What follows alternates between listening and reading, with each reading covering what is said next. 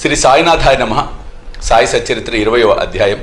ఈశావ్యాసోపనిషత్తు సద్గురువే బోధించుటకు యోగ్యత, సమర్థత గలవారు, కాకా యొక్క పనిపిల్ల, విశిష్టమైన బోధనా విధానం.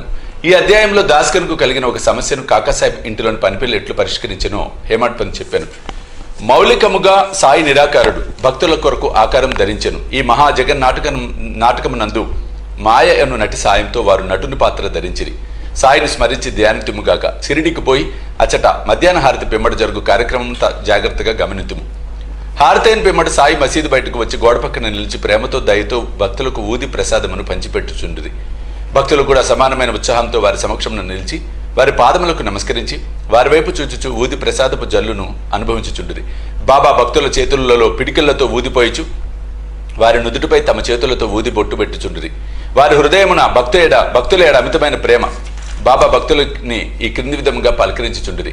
అన్నా, మధ్యాహ్న భోజనమునకు పొమ్ము. బాబా, నీ బస్కు పో. బాపు, భోజనం చెయ్యి.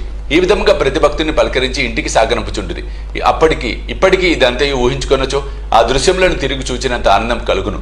మనో ఫలకమున సాయిని నిలిపి వారి అపాద మస్తకమును ధ్యానించదము. వారి పాదములపై పడి సగౌరవముగా ప్రేమతో వినయముగా సాష్టాంగ నమస్కారం అనర్చుచు ఈ అధ్యాయం కథ చెప్పేదను. ఈశావాస్యోపనిషత్తు. ఒకప్పుడు దాసగను ఈశావాస్యోపనిషత్తుపై మరాఠీ భాషలో వాక్యం రాయటం మొదలెడాను. మొదట ఈ ఉపనిషత్తు గురించి క్లుప్తంగా చెప్పేదను. వేద సంహితలోని మంత్రములు కలదగుడిచే దీనిని మంత్రోపనిషత్తు అని కూడా అందురు. ఇందులో యజుర్వేదంలోని 40వ అధ్యాయముకు వాజసనేయ సంహిత ఉండుడిచే దీనిని వాజసనేయ సంహితోపనిషత్తు అని కూడా పేరు. వైదిక సంహితలుండుడిచే దీనిని ఇతర ఉపనిషత్తుల కన్నా శ్రేష్టమని భావించెదరు. దీనికి ఒక ఉదాహరణ ఉపనిషత్తులన్నింటిలో పెద్దదగు బృహదారణ్యకోపనిషత్తు ఈ ఈశావాస్యోపనిషత్తుపై వ్యాఖ్య అని పండితులకు సాత్వలేకర్ గారు భావించున్నారు. ప్రొఫెసర్ రానడే గారు ఇట్లా అంటున్నారు. ఈశావాస్యోపనిషత్తు మిక్కిలి చిన్నదైనప్పటికీ దానిలో అంతర్దృష్టి కలిగించే అనేక అంశాలు ఉన్నాయి. 18 శ్లోకాలలో ఆత్మ గురించి విలువైన అపురూపమగు వర్ణన, అనేక ఆకర్షణలకు దుఃఖములకు తట్టుకుని స్థైర్యము గల ఆదర్శము, యోగేశ్వరుని వర్ణన ఇందులో ఉన్నాయి. తరువాతి కాలమున సూత్రీకరించబడిన కర్మయోగ సిద్ధాంతముల ప్రతిబింబమే ఈ ఉపనిషత్తు. తుదకు జ్ఞానమునకు కర్మలకు సమన్వయముగా ఉన్న సంగతులు చెప్పబడినవి. జ్ఞాన మార్గమును కర్మయోగమును సమన్వయం చేసి చెప్పుట ఈ ఉపనిషత్తులోని సారాంశం. ఇంకొక చోట వారిట్లనిరి. ఈశావాస్యోపనిషత్తులోని కవిత్వము, నీతి, నిగూఢత్వము వేదాంతముల మిశ్రమము. పై వర్ణనను బట్టి ఉపనిషత్తు మరాఠీ భాషలోకి అనువాదం చేయటం ఎంత కష్టమో ఊహించవచ్చు. దాస్గను దీనిని మరాఠీ ఓవి చందములో రాశాను. దానిలోని సారాంశం గ్రహించలేకుండాచే తాను రాసిన దానితో తృప్తి పడలేదు. అతడు కొందరు పండితులను అడిగాను, వారితో చర్చించాను. కానీ వారు సరైన సమాధానం ఇయ్యకుండిరి. కావున దాస్గను కొంతవరకు వికలమనస్కుడైన. సద్గురువే బోధించుటకు యోగ్యత గలవారు. ఈ ఉపనిషత్తు వేదముల యొక్క సారాంశము. ఇది ఆత్మ సాక్షాత్కారమునకు సంబంధించిన శాస్త్రము. ఇది జనన మరణములనే బంధములను తెగ్గొట్టే ఆయుధము లేదా కత్తి. ఇది మనకు మోక్షమును ప్రసాదించును. కనుక ఎవరైతే ఆత్మ సాక్షాత్కారము పొంది ఉన్నారో అట్టివారి ఉపనిషత్తులోని అసలు సంగతులు చెప్పగలరని అతడు భావించెను. ఎవరునూ దీనికి తగిన సమాధానం ఇవ్వనప్పుడు దాస్గను సాయిబాబా సలహా పొంద నిశ్చయించుకొనెను. అవకాశం దొరకగానే షిరిడీకి పోయి సాయిబాబాను దర్శించి వారి పాదములకు నమస్కరించి ఈశావాస్యోపనిషత్తును అర్థం చేసుకున్నటలో తన కష్టములు చెప్పి సరైన అర్థమును బోధింపుడని వేడుకొనెను. సాయిబాబా ఆశీర్వదించి ఇట్లనెను, తొందరపడవద్దు. ఈ విషయంలో ఎట్టి కష్టము లేదు. తిరుగు ప్రయాణంలో విలేపార్లేలోని కాకాసాహెబ్ దీక్షిత్ పనిపిల్ల నీ సందేహమును తీర్చును. అక్కడున్న వారి మాటలు విని బాబా తమాషా చేయుచున్నారు అనుకోనిది. భాషాజ్ఞానం లేని పనిపిల్ల ఈ విషయం ఎట్లు చెప్పగలదు అనిది. కానీ దాస్గన్ అట్లు అనుకోలేదు. బాబా పలుకులు బ్రహ్మవాక్కులని భావించాను. కాకా యొక్క పనిపిల్ల బాబా మాటలందు పూర్తి విశ్వాసం ఉంచి దాస్గను షిరిడీ విడిచి విలేపార్లేకు చేరి దీక్షిత్ ఇంట్లో బస చేశాను. ఆ మరుసటి దినము ఉదయం దాస్గను నిద్ర లేవగానే ఒక బేదపిల్ల చక్కని పాటను మిక్కిలి మనోహరంగా పాడుచుండెను.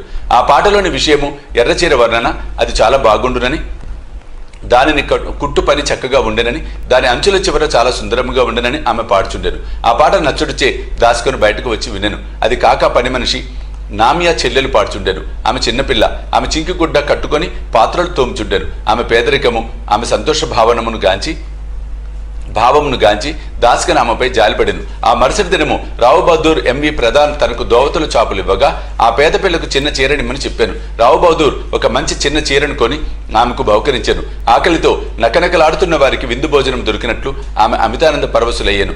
ఆ మరుసటి దినం ఆమె ఆ కొత్త చీరను ధరించాను. అమితోత్సాహంతో తక్కిన పిల్లలతో కలిసి గిర్రను తిరుగుచూ నాట్యం చేశాను. అందరికంటే తానే బాగుగా ఆడి పాడాను. మరుసటి దినం చీరను పెట్టెలో దాచుకుని మామూలు చింకి బట్ట కట్టుకుని పనిచేయటకు వచ్చాను. కానీ ఆమె ఆనందముకు లోటు లేదు.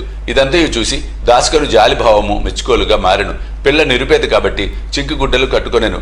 ఇప్పుడు ఆమెకు కొత్త చీర కలదు, కానీ దానిని పెట్టెలో దాచుకునేను. అయినప్పటికీ విచారం అనున్నది గాని నిరాశ అనున్నది గాని లేక ఆడుచూ పాడుచుండెను. కాబట్టి కష్టసుఖములను భావములు మన మనోవైఖరిపై ఆధారపడి ఉండునని అతడు గ్రహించెను. ఈ విషయం గురించి దీర్ఘాలోచన చేశాను. భగవంతుడిచ్చిన దానితో మనము సంతసింపవలేను. భగవంతుడు మనలను అన్ని దిశల నుండి కాపాడి మనకు కావలసినది ఇచ్చుచుండును. కావున భగవంతుడు ప్రసాదించినదంతయు మన మేలు కొరకే అని గ్రహించెను. ఈ ప్రత్యేక విషయంలో ఆ పిల్ల యొక్క పేదరికము, ఆమె చినిగిన చీర, కొత్త చీర, దాన్నిచ్చిన దాత, దాన్ని పుచ్చుకున్న గ్రహీత, దాని భావము ఇవన్నీ భగవంతుని అంశములే.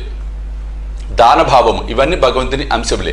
భగవంతుడు ఈ అన్నిటి అందు వ్యాపించి ఉన్నాడు. ఇతర దాస్కను ఉపనిషత్తులలోని నీతి అనగా ఉన్నదానితో సంతృష్టి చెందుట ఏది మనకు సంభవించుచున్నదో అది అంతయు భగవంతుని ఆజ్ఞచే జరుగుతున్నదనియు తుదకది మనకు మేలు కొరకే అని గ్రహించును. విశిష్టమైన బోధనా విధానం పైకి అదను బట్టి బాబా మార్గము మిక్కిలి విశిష్టమైనదనియు అపూర్వమైనదనియు పాఠకులు గ్రహించే ఉందురు. బాబా సిరిడిని విడువనప్పటికీ కొందరు మచ్చేంద్రగఢ్కు, కొందరిని కొల్హాపూర్కు గాని షోలాపూర్కు గాని సాధన నిమిత్తం పంపుచుండెను. కొందరికి సాధారణ రూపంలో, కొందరికి స్వప్నావస్థలో, అది రాత్రి గాని పగలు గాని కనిపించి కోరికలు నెరవేర్చుచుండెను. భక్తులకు బాబా బోధించు మార్గములు వర్ణింపనల్లవి కాదు. ఈ ప్రస్తుత విషయములలో దాసగనును విలేపార్లే పంపి పనిపిల్ల ద్వారా అతని సమస్యను పరిష్కరించెను. కానీ విలేపార్లే పంపకుండా షిరిడిలోనే బాబా బోధించరాదాయని కొందరు అనుకోవచ్చును. కానీ బాబా అవలంబించినదే సరైన మార్గము. కానిచో పేద నౌకరు పిల్ల, ఆమె చీర కూడా భగవంతుని సంకల్ప రూపములే అని దాస్కన్ ఎట్లు నేర్చుకుని ఉండును. ఈశావాస్యోపనిషత్తులోని నీతి, ఈశావాస్యోపనిషత్తులో ఉన్న ముఖ్య విషయము అది బోధించు నీతి మార్గమే.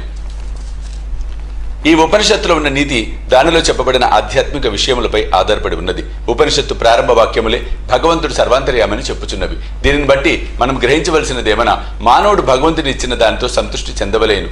ఏలనా భగవంతుడు అన్నింటికి ఎందుకు కలడు. కావున భగవంతుడు ఏది ఇచ్చానో అది ఎల్లా మన మేలు కొరకే అని గ్రహించవలెను. దీనిని బట్టి ఇతరుల సొత్తుకై ఆశించరాదు. ఉన్నదానితో సంతృష్టి చెందవలెను.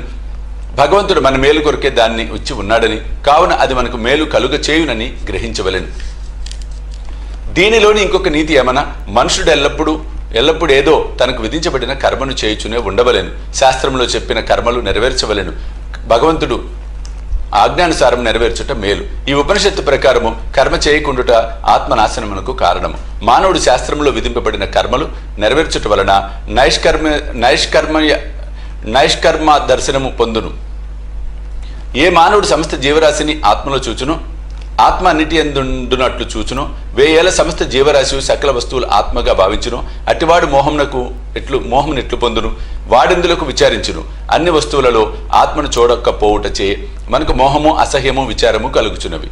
ఎవడైతే సకల వస్తుకోటిని ఒకటిగా భావించునో, ఎవనికైతే సమస్తము ఆత్మమయమగునో అతడు మానవులు పడు సామాన్య బాధలకు, దుఃఖ వికారములకు లోను కాడు.